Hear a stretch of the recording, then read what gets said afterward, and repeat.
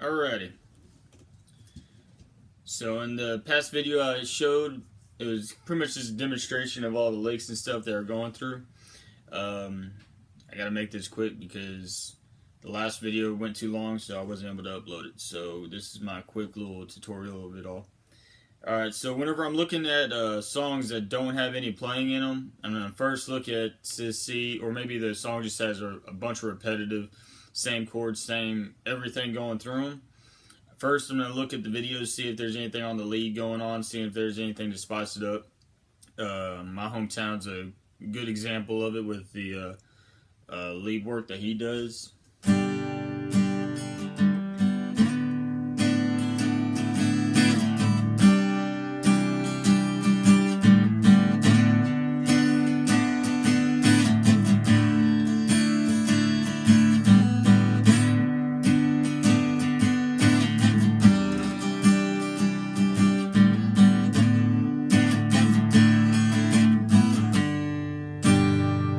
For the most part, I just took that straight from the video and just moved it down to the acoustic.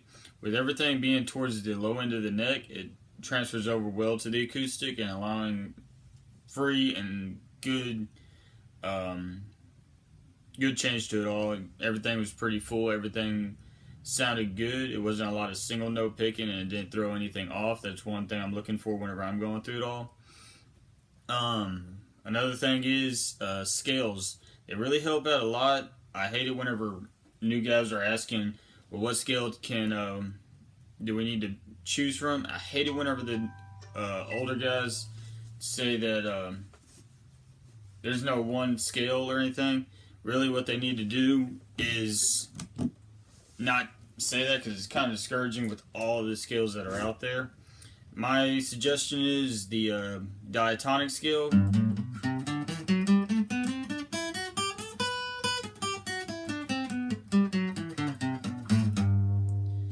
Get that under your fingers pretty well. For the most part, any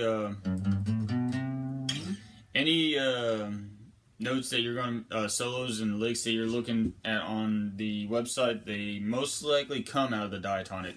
So it's easy to find the different notes that are in there, put them into a scale pattern, and then once you put them into a scale pattern, you're able to move it all up and down the neck.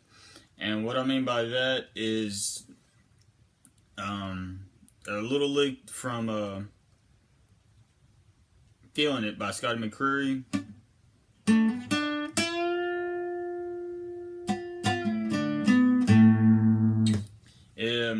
Now that I've taken that lick,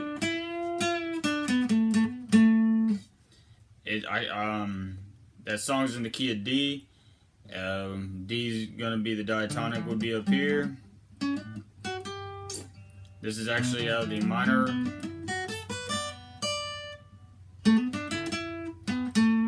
Part of the scale. And now that I've got that locked into the, that's really all I played was the pentatonic, but pentatonic leaves out too many notes, I think. So it kind of throws everything off to where when you go to look at it, it doesn't fall within the pentatonic perfectly. It kind of makes you feel frustrated. So that's why I'm recommending the diatonic scale instead of just the pentatonic, because it gives you every note that's actually in the scale and not just hits and misses here and there, to make sure it fills in for the most part. And 9 times out of 10 it's going to work. Every now and then you have some of the weird ones that kind of pop in a random note here and there, but for the most part you can lock it into a scale. And now once I got into that scale, I can move it up to the same little lick.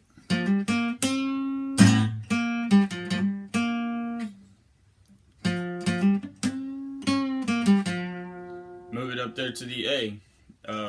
Now what I like to do, actually I use that one lick in Oklahoma Breakdown, which actually I'm going to do a separate video on that here in a little bit.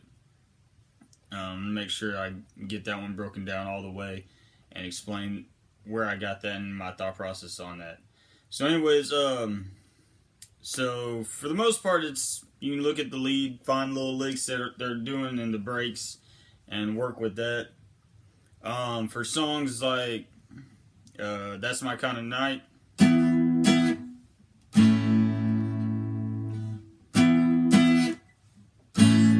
that is it. That's all they have for the acoustic in the verses, which is why I really don't like the pop songs.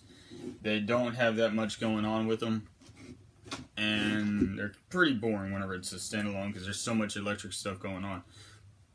But anyways, alright, so in the videos he had, the electric does something like that. But with the single notes, it doesn't really ring out too well on the acoustic, so I want to try to find something more full. Right here, I'm already playing a power chord. So actually, I can take this power chord, make it a full power chord here, and instead of, I can just go.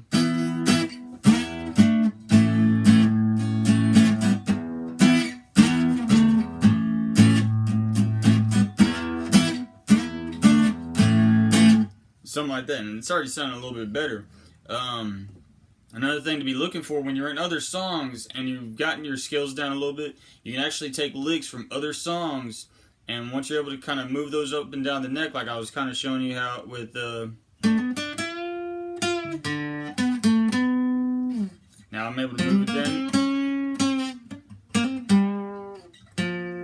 able to move it down here now. So that you're not limited to the only 8 videos or so that they only have of lick videos. Every single song has at least 6 to 10 different licks in there throughout. So if you find one you like, find a way to put it into the scale pattern. And then get used to moving it up and down the neck.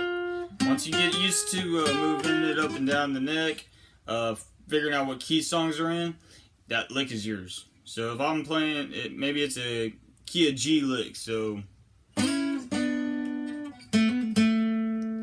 now I can move that same lick to the key of A.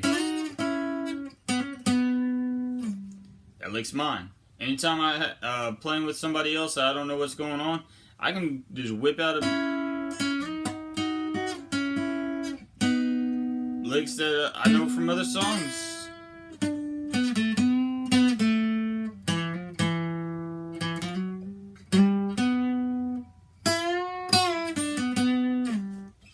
Start playing it, and the reason I was bringing that up, there's a lick from Tennessee Whiskey that I like, where he went from an A, and he had a little lick where he kind of did a little slide up deal. And I know with That's My Kind of Night, I'm stuck with this A for a while, so I wanted to find something I can hit and then come back to it.